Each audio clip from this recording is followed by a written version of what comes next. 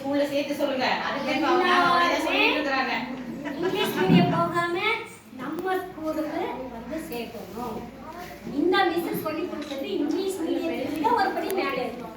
என்ன நான் பார்க்குறேன், நீங்க பார்க்குறீங்களா இல்லையா டீச்சர்? கொஞ்சம்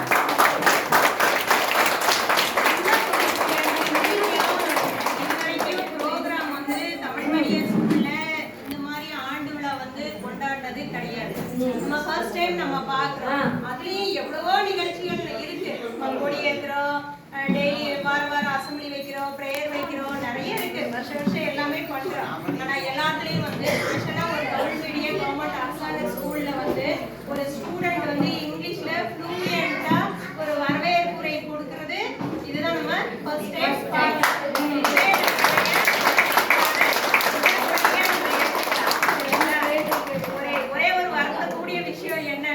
எங்களுக்கெல்லாம் வாய்ப்பு இல்லை.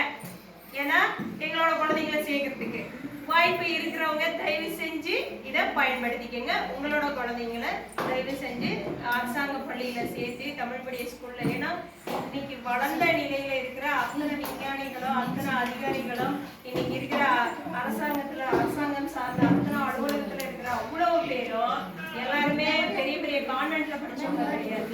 எல்லாரும் இந்த மாதிரி அரசாங்க பள்ளியில படிச்சவங்க தான் இன்னைக்கு வந்து பெரிய லெவல்ல நிர்வாகம் பண்ணக்கூடிய திறமையோட இருக்கிறாங்க. அதனால உங்க குழந்தைங்களும் இயல்பான முறையில நல்ல மனநிலையில வளரணும்னா அரசாங்க பள்ளியில கொண்டு வந்து சேர்க்கணுன்றது என்னுடைய தாழ்மையான வேண்டுகோள.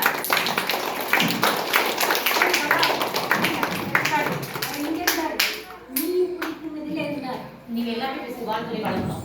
எல்லாமே